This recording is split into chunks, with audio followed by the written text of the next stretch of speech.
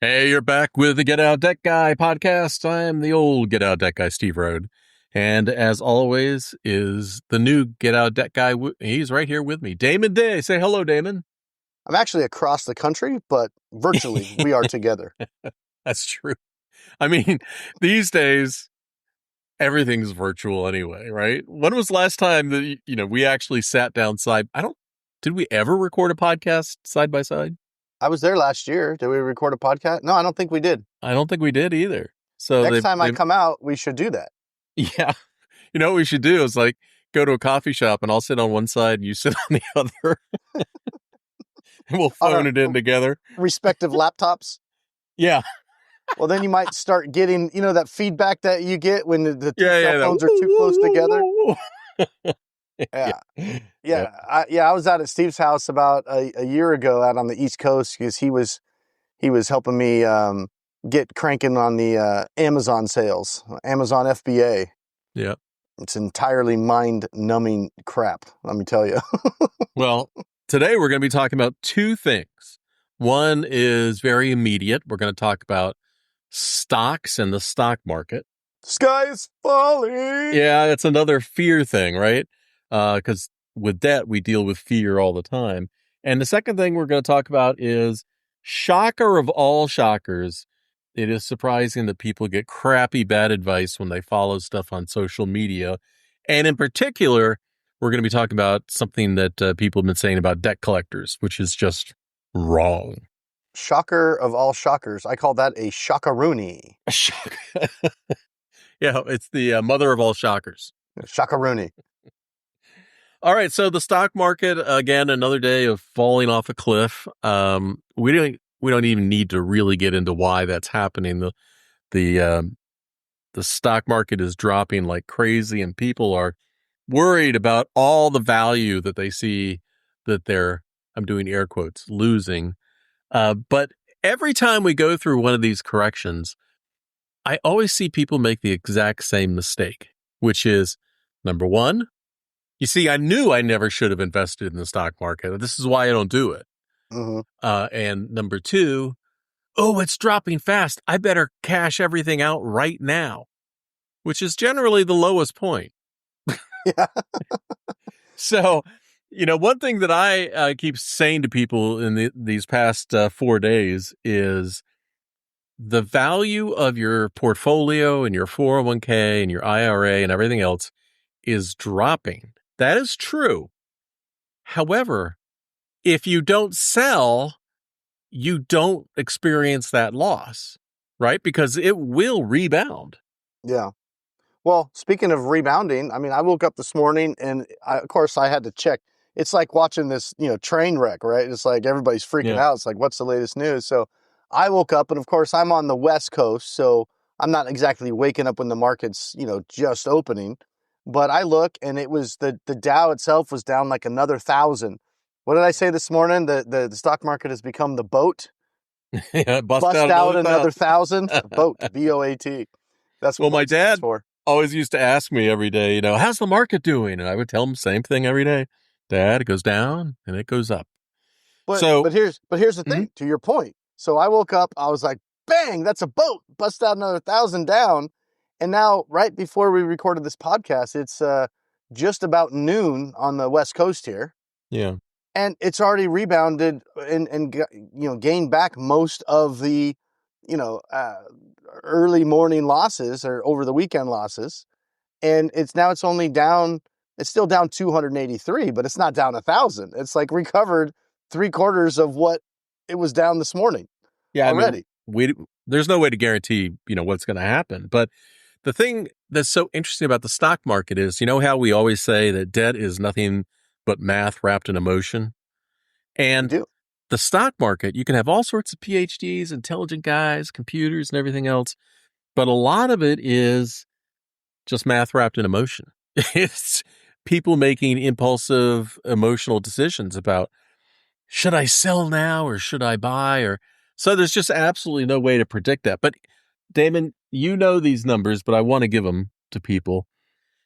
Even though we've had these corrections, and in my lifetime, gosh, I can remember some really, really bad corrections. Uh, but How was that over crash in the, '29, Steve? oh, that was horrible. That was horrible. The crash What in were you about? '87 was even worse. You were like 40 in '29, and working, Yeah. had kid. Mandy was home, and you had to go tell Pam Yeah. Well, that when we had the stock 1929. market crash in 1987, um, I really wasn't that attuned to it, and so people were getting ready to jump off buildings, and I was like, what? What's going on? I was only 10 at the time, but Yeah. I remember it in the conversation amongst the adults.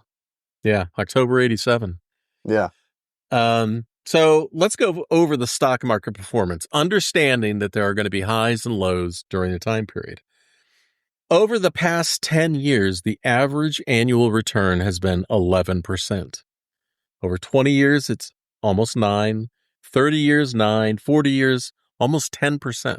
So, Shockaroonie. yeah. So the key that I have learned over my many gray hair balding years is you can't look at the stock market or any investment portfolio as a savings account. It's not. Yeah. It has to be a set and forget. It has to be a don't borrow from it, don't touch it, because the power of making millions, which the average person can do, is based on the amount of time that you leave it in and don't touch it. We've gone over those examples in our Stupid Simple Millionaire podcast that we did. We showed how easy it is. In our podcast where we talked about the Acorns app and why we love it, we showed how easy it is. So I appreciate all the people that are panicking right now. I get it. I understand it. There's nothing I can say to you that's going to change the way that you're emotionally feeling. However, I think Damon and I can agree on the same thing, which is as we see these market corrections, I don't see panic. I see opportunity. Yeah. I'm through the Acorns app. I'm investing my spare change and money each week in buying into the stock market, and I am going to buy all the way down to the bottom, and I'm going to buy all the way up to the top. And that's what's called dollar cost averaging. Nobody, I don't care if you're JP Morgan or, a Rockefeller or whatever, nobody can time the market. Yeah. Yeah. You just got to keep going. And, like I said, if I'm looking at this, at one point today, the Dow Jones was up 800. It went from, Yeah. well, I woke up down 1,000 to 2 hours later is back up 800. I mean, it's a roller coaster. And if you like try to micromanage this and just stare at it every day, it's going to drive you crazy.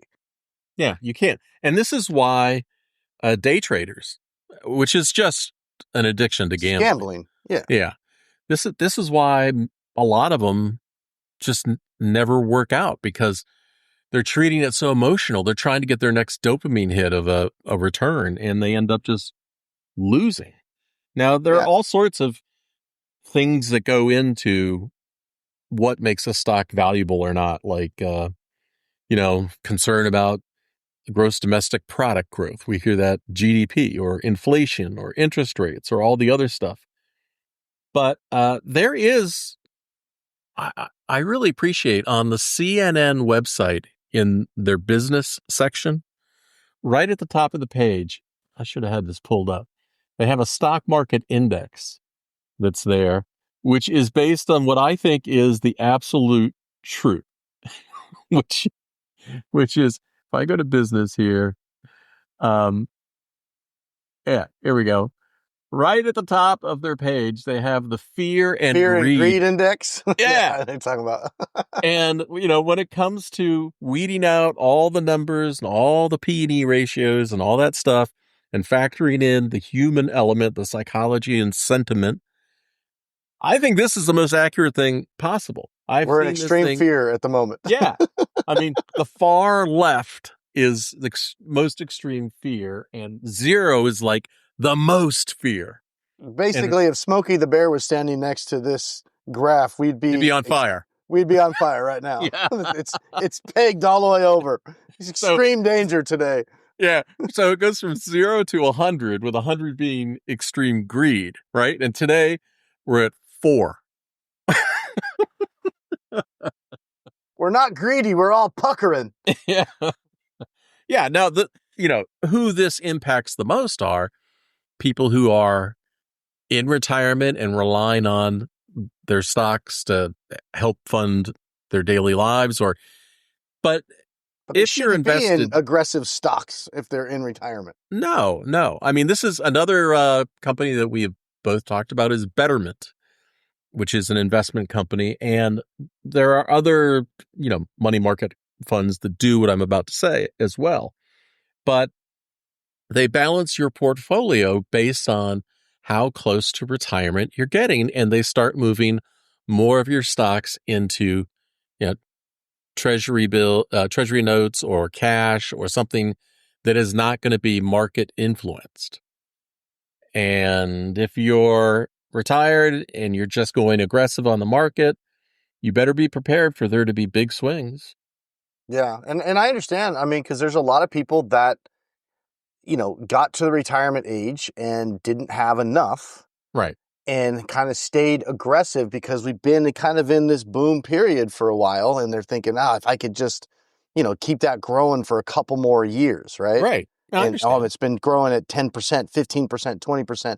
And in fact, I mean, if you look at, it's crazy right now the last couple of days, but if you expand the chart out and you look over the last 5 years, the Dow Jones is still up 60%. Yeah. Over the last 5 years, as much as it seems like a Chicken Little panic time, even taking that into account, we're still over time up. But the problem with that is that doesn't help somebody that's in retirement right now and needs Right. that money right now, because now when you're trying to, if you have your money, set in stocks and you're kind of pretty aggressive, these corrections that take time to recover hurt you tremendously because you don't have that time. You need that money Yeah. pretty quickly. And we don't know how long it's going to take to recover. So Well, yeah, I mean, that it will. 2008, I took, I think about pretty solid 6 years at least Yeah. to get back to where it was in 2007. Well, if you have a 401k and you're looking at it and you're panicked. I mean, I know somebody who on Friday their investments were down by over $1 million. But don't cash out your 401k. Instead, find out who your advisor is. Whether it's the company the 401k is held at, or if there's an investment advisor, and ask some questions and talk to them before just making an emotional decision, because that's how you're going to lose out in the long run. Yeah. Yeah. If you're not at retirement or getting ready to retire, you're looking at your balances and you're freaking out. Is it good advice to just say don't freak out? It's easy to say, don't freak Well, out. Just look at the history. It always eventually comes back. I'm sure that there was a point in my life when I would totally freak out, but somehow I managed to get myself to a position where I just look at it and go, it goes up and it goes down. I mean, you and I have no control over what it's going to do. But Yeah, and like you said earlier, which is perfect. It's like everything's about perception. A lot of people look at that, they freak out. Oh my gosh, look at that drop. Or you could flip that. You can look at that like, oh my gosh, what a great opportunity. I wish I had more money in earlier and I right. couldn't. Now it's back down to where it was a year ago or whatever. Now it's like hitting the reset button. I have a do-over. I could put more money into it as if it was last year, Yeah. putting more money in. So that's what Steve was talking about, that dollar cost averaging. You just keep putting money in with his Acorns app week after week after week. And then when it eventually comes back to where it was at the peak, he's just going to end up with a lot more money in it Right. at that point. So he comes out ahead. Well, since its inception in 1928, the S&P 500 has averaged an 8.5% annual return. So that's through the Depression, through the 70s recession. That first couple of years was pretty rough. That was. Yeah, I was rolling pennies. I remember those days well. But it's been a much better return than savings account, bonds, CDs, or, cash in your bedroom. Steve with the self-deprecating humor. I remember the Great Depression like it was yesterday. So, gosh, I wish I could, hand everybody a don't freak out pill, but We should make some merch. merch, Like a don't don't freak freak out. out something. The don't you hate it when you forget what you're going to say? But uh, don't make some sort of lump sum investments.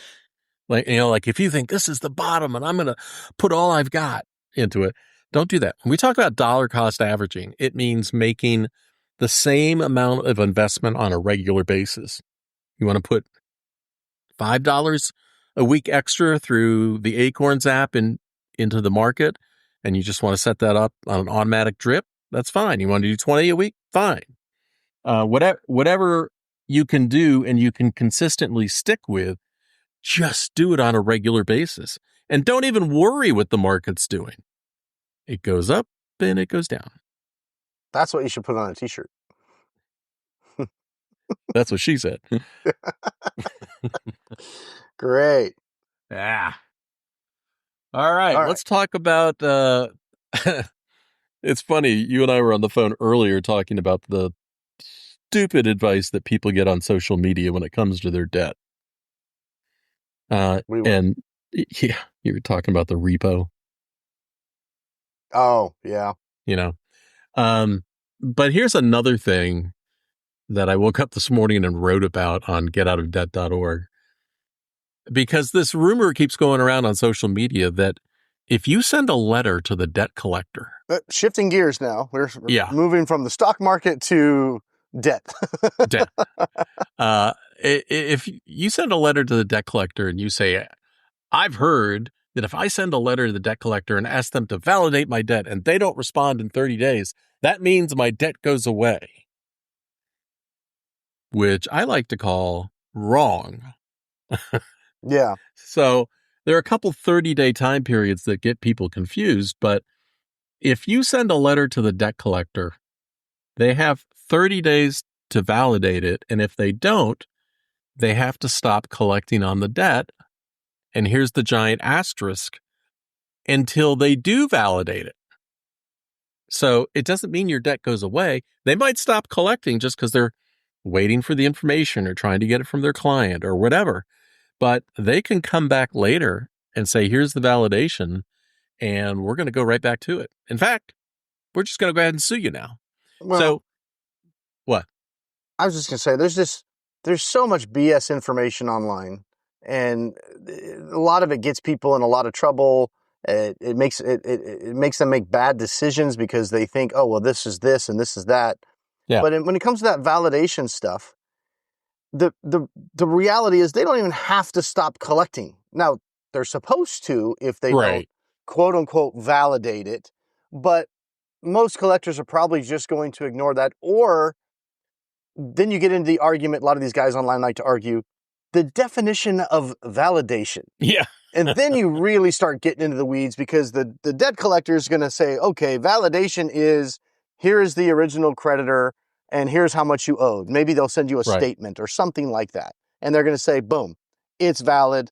Here's your name, here's your address. We have the right person. You're not, Now, the consumer, if they're reading online, is going to say, no, that's not actual valid validation. Valid validation. I need valid validation. Yeah, they didn't validate it. Yeah, and at the end of the day, none of it matters unless you're going to get eventually in front of a judge, which I assume you don't want to be in front of a judge if you're the consumer. Because you're going to lose. Yeah, because if you're in front of a judge, it probably means that creditor said, we're just going to sue you. And now you got exactly where you didn't want to be.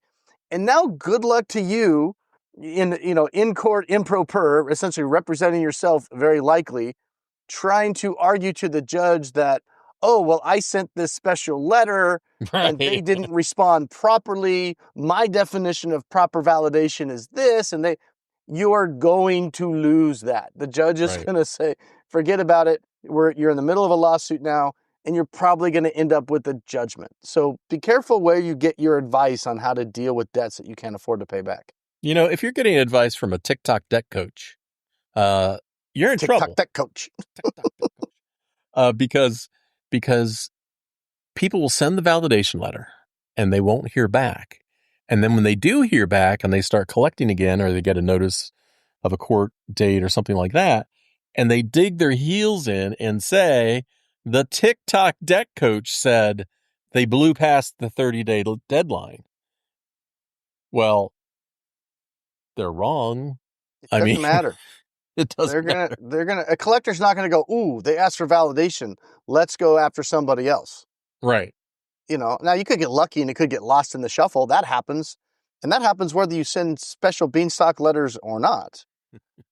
I do love that phrase.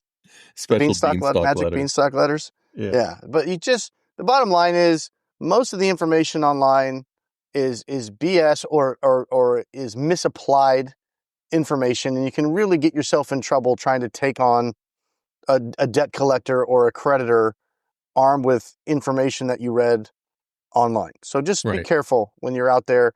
What's another? I was thinking just a second ago. Oh, another big one. I hear this all the time when I'm talking to people. Oh, my debt charged off, so I don't have to pay it anymore. Yeah, that means the insurance company paid off the bank. Yeah.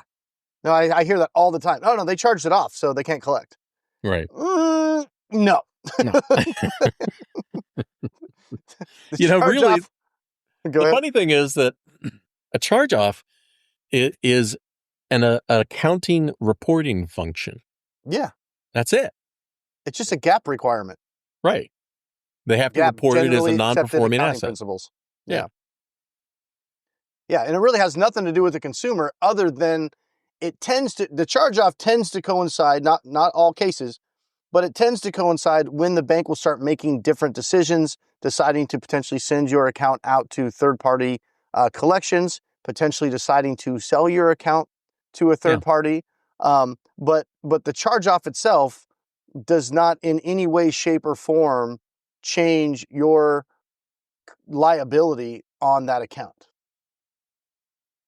Well, and another misstatement that people say all the time, and we've talked about it before, is that whole bankruptcy will ruin my credit for 10 years. I'll never be able to buy anything. Nobody will ever give me credit, which is wrong.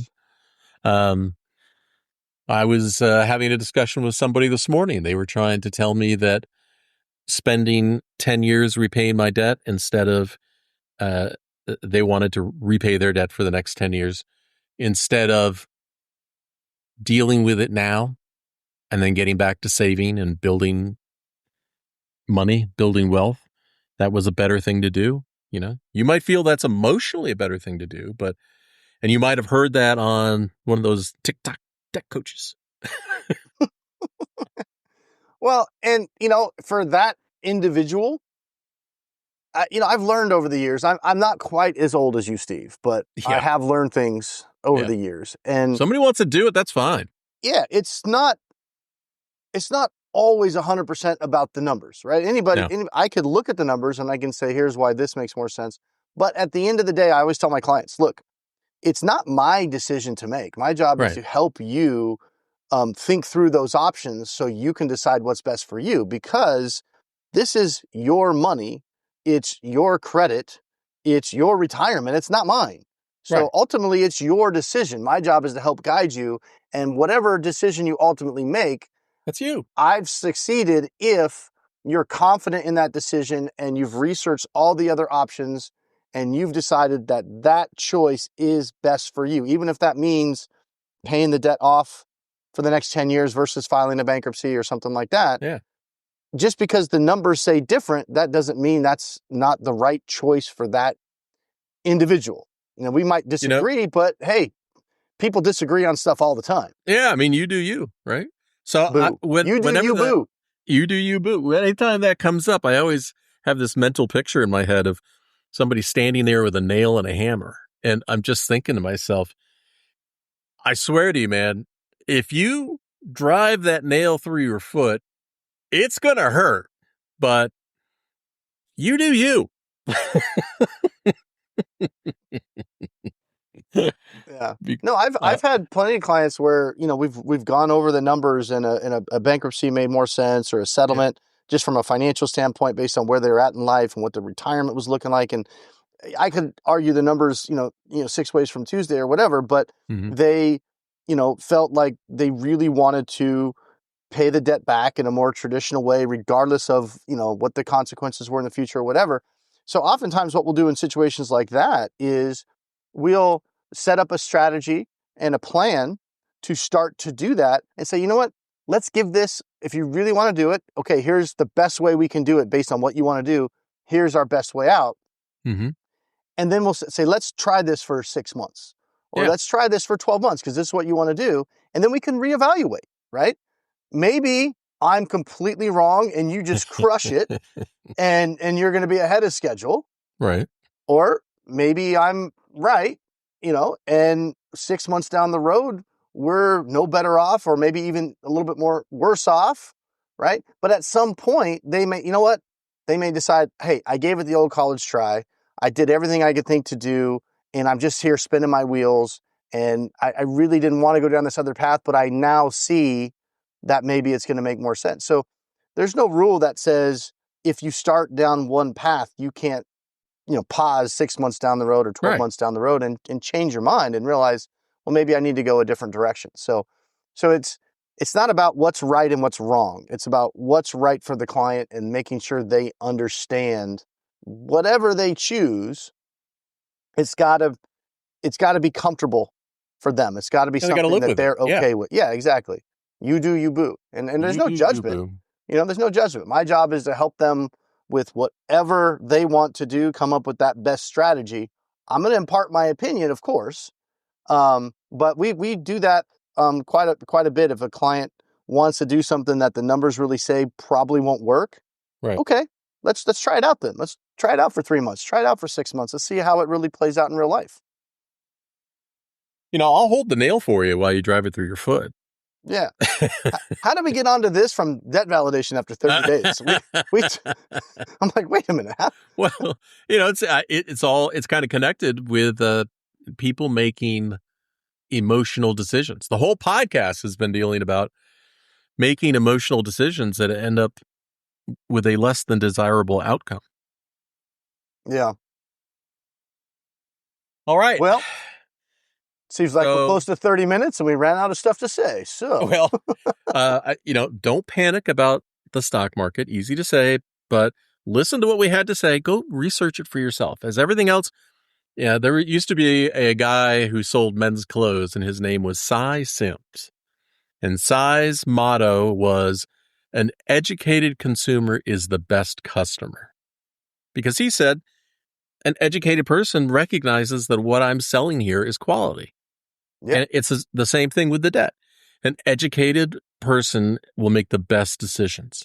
So if you think, what? Well, I was to say that I like that, because when I talk to clients, one of the biggest piece of feedback I get from clients is the conversation they had with me, especially, first conversation, was always so different than any conversation they had with Right. any kind of student, debt settlement company or credit counseling company or banker, because those people are just focused on selling the debt settlement or selling the credit counseling or selling whatever.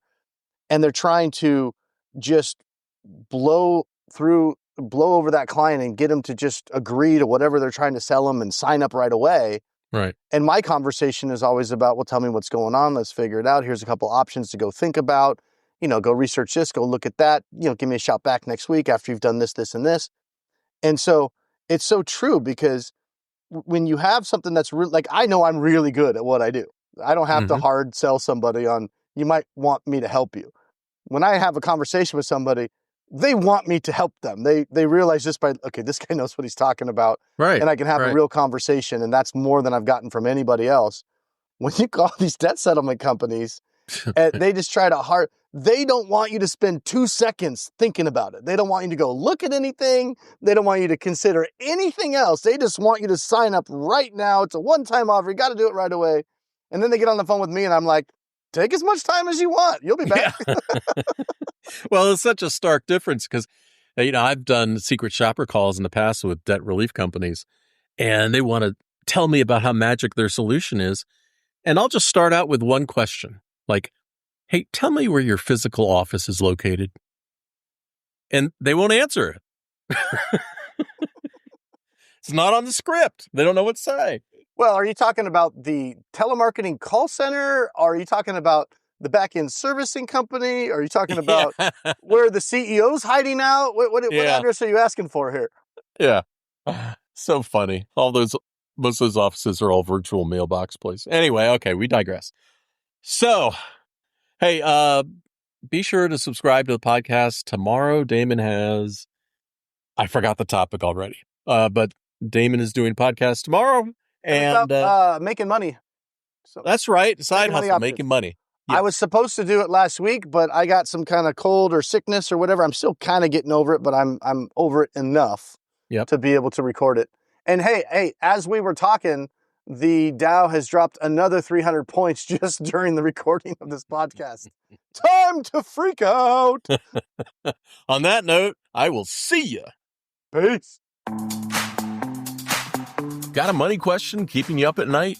Well, don't just Google it. Get real answers from real people who actually know what they're talking about. Head to getoutofdebt.org/podcast to ask your question, and you might hear it on an upcoming episode. But hey, if you'd rather keep it private, Damon Day has your back. Visit DAMONDAY.com because getting out of debt is easier with the right help. That's getoutofdebt.org/podcast, where smart money questions lead to smarter money moves.